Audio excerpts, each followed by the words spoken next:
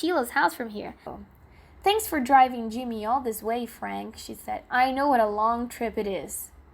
Used to come up here in the old days, Mr. Fargo said. With my ex-wife. You remember my ex-wife, don't you? Uh-oh, I thought. I hope he's not going to start it on Mrs. Fargo, because Jimmy really hates it when he does. How about something to drink, Frank? Dad asked. I was glad he changed the subject. Some fizzy water if you have it, Mr. Fargo said. Coming right up. Mom smiled, but I could tell she was tense. A lot of people get tense around Mr. Fargo. I think it's because he never smiles, even when he's trying to be friendly. How about this Maine weather? Mom asked. You have to have weather, whether or not, Mr. Fargo said. Jimmy groaned. That's so bad, Dad. I heard a car pull into the driveway. Oh no, I thought. No. The car door slammed, and a minute later the Tubmans came bounding up the porch steps and into the house. Sheila headed straight for the fire. It's so cold and damp, she began. She stopped when she saw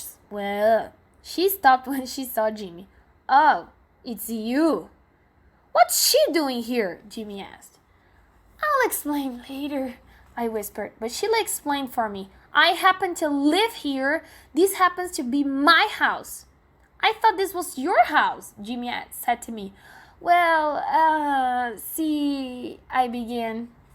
We share the living room and the kitchen, Sheila said. We eat breakfast and dinner together every day.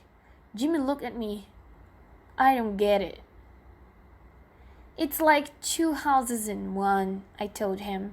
It's like they're connected. Connected, Jimmy said. Yeah, joined together, I said. I looked over at Sheila and she was enjoying this. Joined together, Jimmy said. Sheila laughed out loud. I glared at her.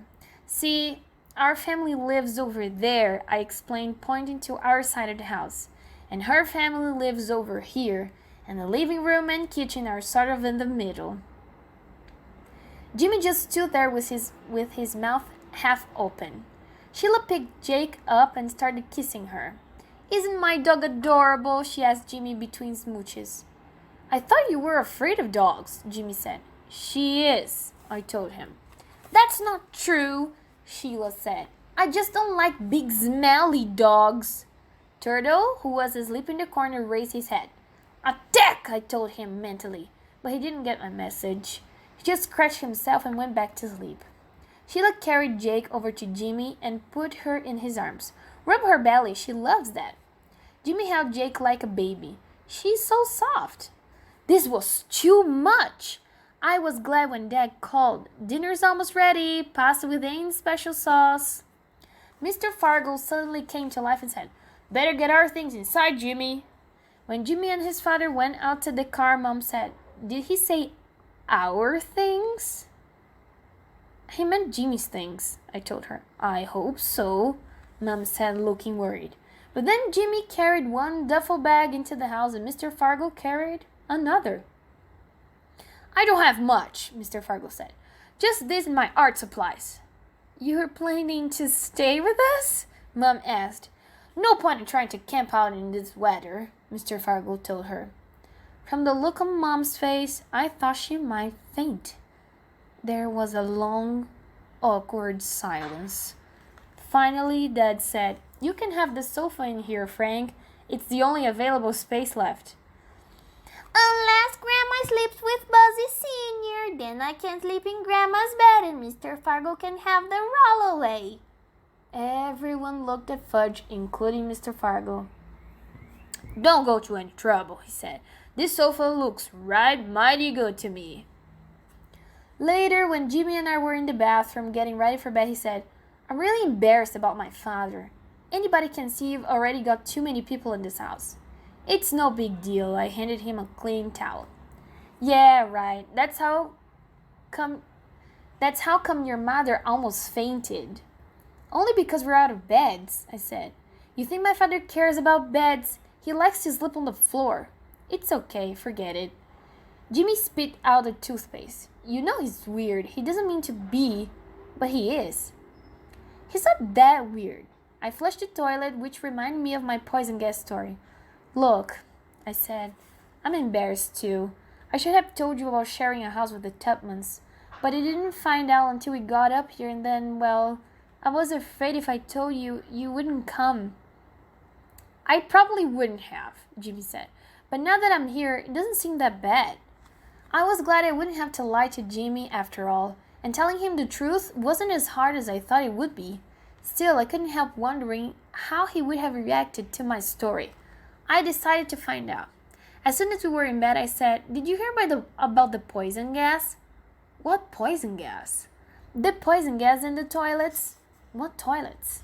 "Some guy up here, he had poison gas in all his toilets." "What do you mean poison gas?" Jimmy faced me and propped himself up on his elbow.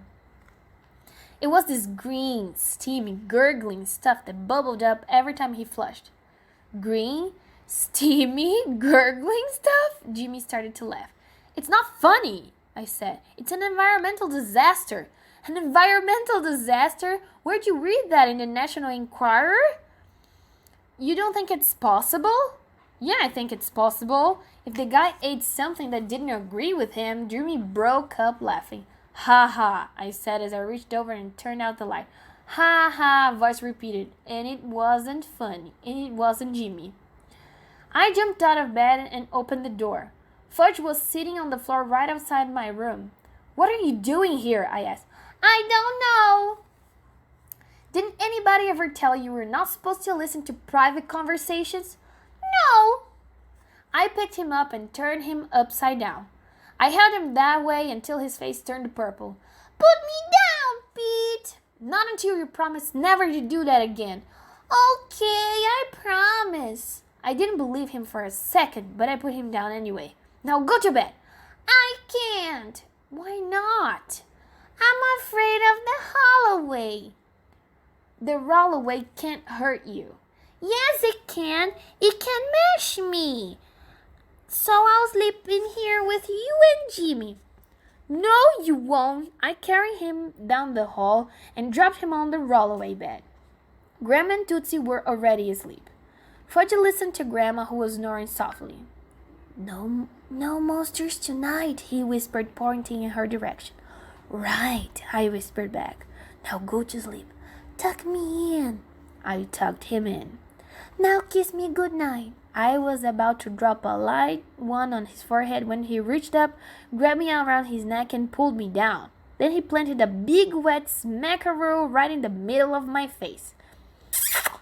"Sweet dreams, Pete."